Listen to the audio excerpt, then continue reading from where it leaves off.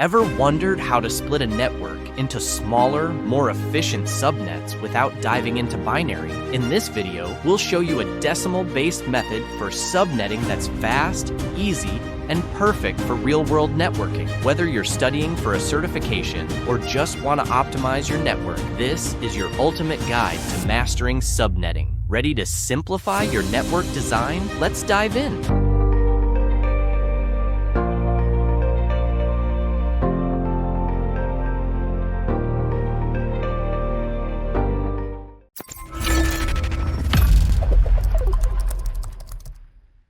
The addresses we used in the previous lesson is part of Class C.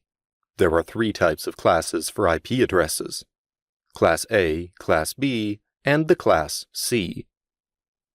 Their differences are the number of hosts that it is possible to have for its network. Let's take an example. The first 3 bytes are the network part, and the last is the hosts part. So we can use the last octet so that our hosts can have a unique IP address. Computers on the same network can therefore very well have as IP 2, 3, and so on. As you can see, the network part is the same. On the other hand, a computer which carries the address IP 192.168.2.1 will not be in the same network since its network part. Suppose a computer wants to send a packet to another network. What will happen? To find out, it's very simple. If you are using Windows, just open the command prompt by typing cmd from the menu Start, and use the ipconfig to display the IP information of the PC. In the example, we see that my PC is in the network 192.168.1. If it wants to send something to another network, then it will use its default gateway. Here it is the address 192.168.1.254, which corresponds to my router. Let us return to the details of different classes. If you are using a network of Class A, then you could have lots of hosts in every network you create.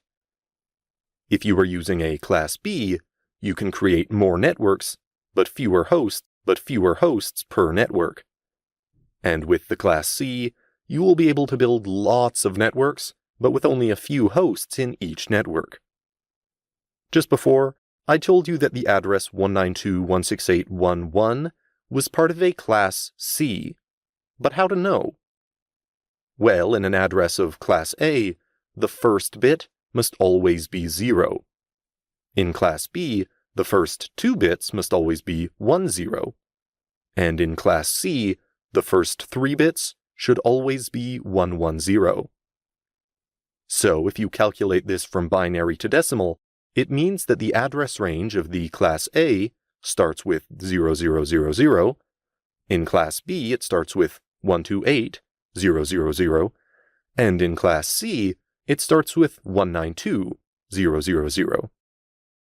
And so the exact range for the Class A goes up to 126.255.255.255, 191.255.255.255 for Class B, and 223.255.255.255 for Class C.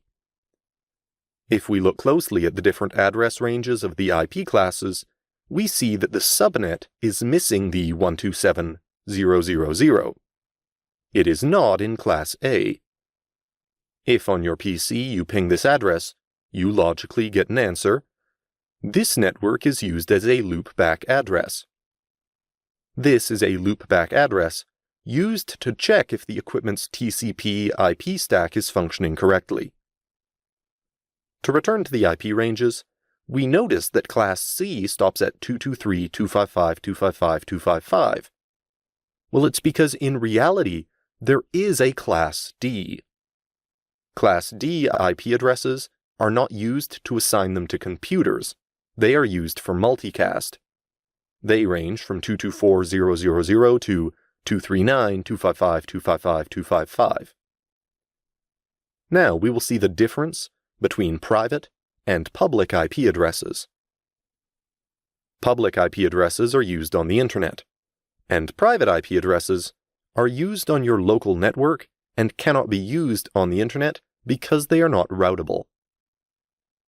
The private IP address ranges are 10.0.0.0 to 10.255.255.255 for Class A, 172.16.0.0 to 172.3.1.255.255 for the Class B, and from 192.168.0.0 to 192.168.255.255 for Class C. The IP address 192.168.1.1, which we use as an example from the beginning of the lesson, falls into Class C, and it is a private IP address. It is not routable on the Internet. There is one more thing to see about IP addresses.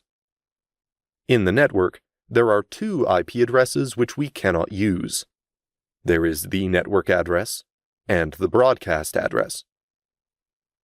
The network address cannot be used on a computer as an IP address because it is used to define the network.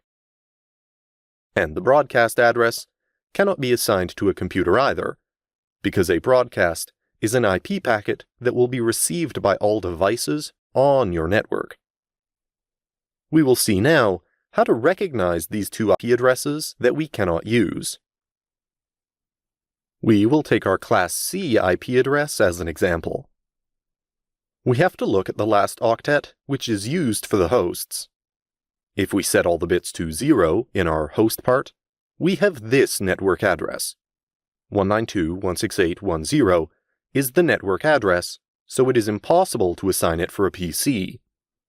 And if we set all the bits to 1, it gives us the broadcast address.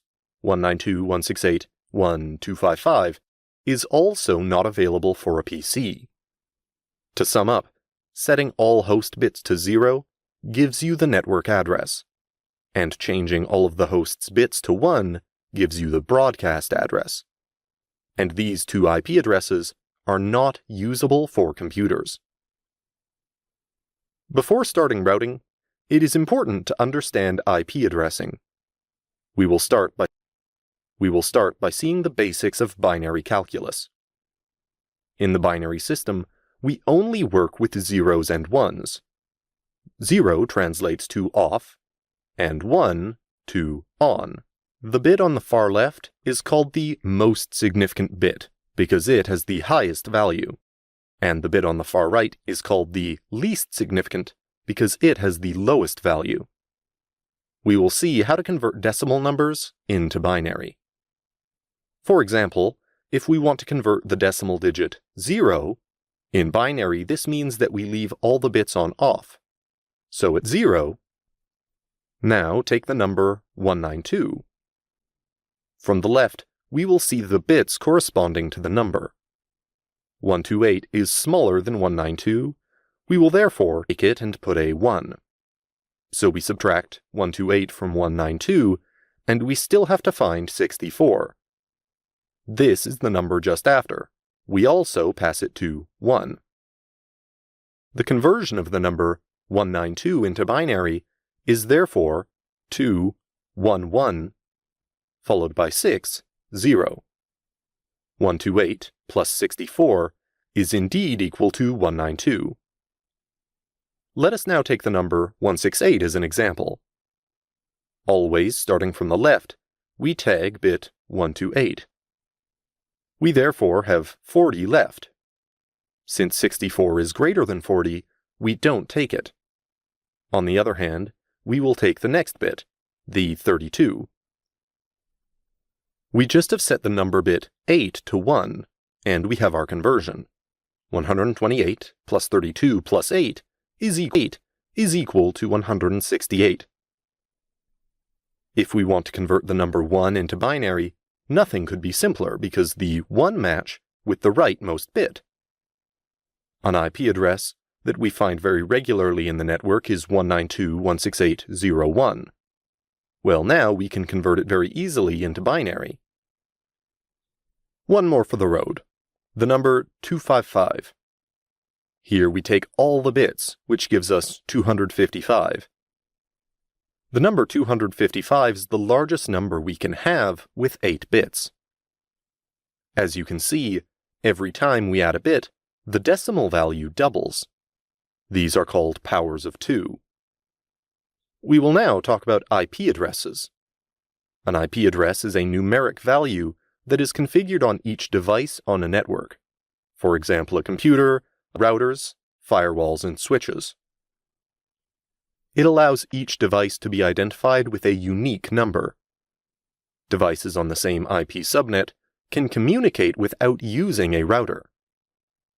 The IP address is made up of 32 bits, divided into 4 blocks of 8 bits, which gives 32 bits in total. We saw that by borrowing a bit, it allowed us to double the decimal value. This is the powers of 2 rule. We will now see a method which makes it possible to calculate subnets without necessarily going through the binary. This method is based on a number obtained by adding the 8 bits, which gives us 255. But as we must also count the 0, then our base figure will be 256. It is this figure that will allow us to easily calculate any subnet. As an example, we will use the 192.168.1.0 network with a mask in 255.255.255.0 that we want to divide in 2. So we take the block of 256 and simply divide it into 2. We now have 2 subnets for our Class C IP address. So all that is fine, but now we would like to know the network address, the broadcast address, the new subnet mask, and the IP addresses that can be used. And all this for the 2 subnets. For the network address, we will rely on our 2 blocks of 128. We start with the first IP. The 192.168.1.0 will be our network address for our first subnet, and the 128 for our second subnet. For the broadcast address, we know it is the last address in a subnet. For the first subnetwork, it will therefore be the 192.168.1.127 and 255 for the second subnet.